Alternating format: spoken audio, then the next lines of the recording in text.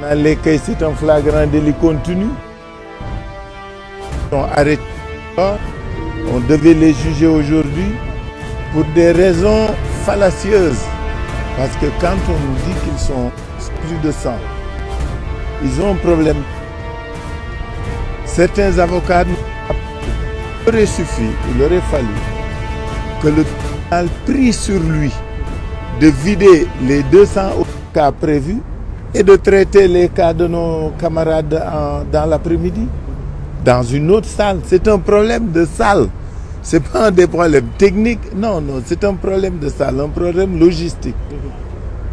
C'est inacceptable, c'est difficilement compris. C'est pourquoi je parlais du politique en même temps d'être des otages. Mais cela conforte, renforce notre état de l'heure,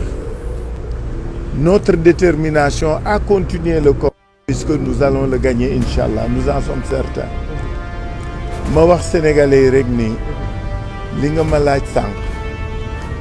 dafa nekk loo xam ni dafa betteetu parce que dernier rempart bi nga xam ne moom la justice du Sénégal doonoon di conseil cour suprême def mëti leen day jafe lool parce que ñu xam ne ñoo waroon di ir di aar fi mu ne dafa mel ni ils sont aux ordres et puis su ngeen seetloo li gën a grave mooy le ministre de la justice se comporte en procureur gis nga sax génne wax rek xam leen dans quel sens le parquet et la justice vont aller da ngeen di jàpp loolu da ngeen ko dégloo di leen seet loolu saa yu problème amee c'est le ministre de la justice qui se prononce et en fonction de ce qu'il dit c'est ainsi que le cours de la justice va suivre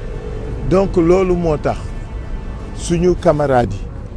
yi léegi dañ leen def ay otages parce que dañ doon ay députés que ce soit Déthié que ce soit Mame Dara que ce soit Abdou Bara Dolly que ce soit Ahmed Aïdara que ce soit les deux Guy Marius Sagna et les 200 autres camarades liñ leen tayee tey dootul flagrant délit li gars yi naan flagrant délit continue lay nuru parce que raison bi ñu évoqué pour reporter ko naan dañuy def séance spéciale ak ut salle xam nga dëgërul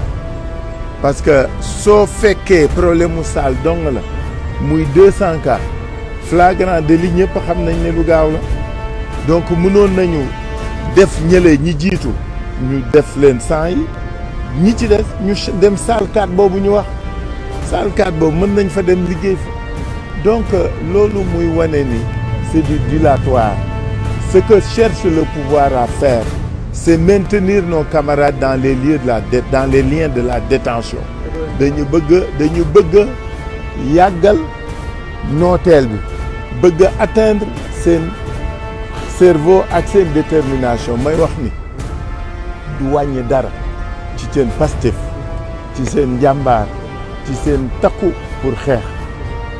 parce que li ñu gëm mooy ñoom ñu ngi ci dëgg mais dañu bëgg Sénégal gépp jàpp ci li nit ñi def le 17 déjà dañ ko rafetlu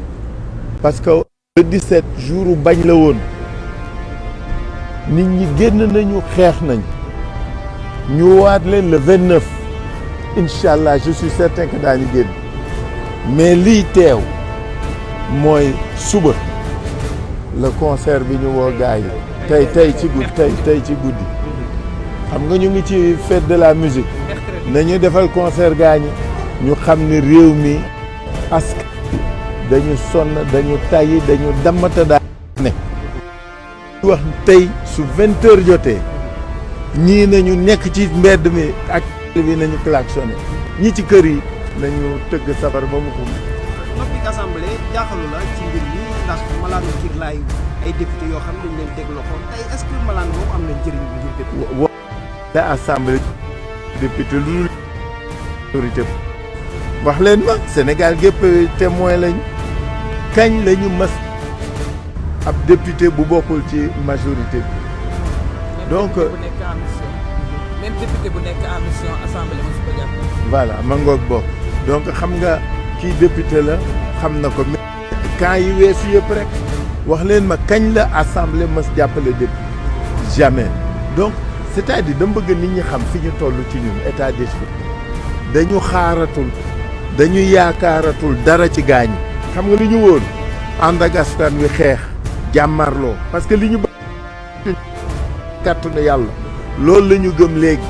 parce que fépp foo xam ni ci lépp loo xam ni ci noo xam ni waroon nañ ko wéeroo jàppoo yaakaar ni loolu war bi réew mi lépp nar meelu na léegi dong ñoo fi des détermination continuer le combat jusqu'à la victoire ci kàttanu yàlla na génn le 29 ñun ci tey ak Mame Diarra Fam ak xale yi suba ak ñu ngi ak Ahmed Aïdara après mardi ñu ngi ak Ziguinchor ak Guy Marius Sagna c'est-à-dire dañ koy xeex ba mu mat sëkk te di ñaan askan wi ñu ñëw génn ci suñu gaañu nag dégg naa leen ñu naan dañuy gars yooyu est-ce qu'ils sont audibles xam nga déggatu leen dañuy làqatu ci force de défense et de sécurité force de défense et de sécurité rôlam mooy défendre askan wi ak réew mi kenn amul droit di braquer force de défense contre le peuple qu'ils sont censés défendre kenn dootu ko seetaan kenn doo ko tuga nag force de défense nañ bàyyi di xale université tey ci démb ci guddi ay nervi lañ jël ñu dugg université di attaqué xale yi ma ne xale yi sax dañu baax gis nga nervi bu fi sa waajur bàyyi nga génn lu la dal moo ko res parce que nag li kenn dul nangu mooy ay nit parce que fay nañ leen 10 000 francs 15 000 francs ñuy dóor di jam kenn ki béjjën lañ ko jam béjjën lañ ko jam ci doom su fay woon ñu ne rey na nervi xam nga yooyu di am moo mënatul continuer te loolu la kenn mënatul nangu en tout cas li mu leen wax mooy ñun suñu détermination elle est intacte gën a yokku dañuy xeex incha allah. jërëjëf.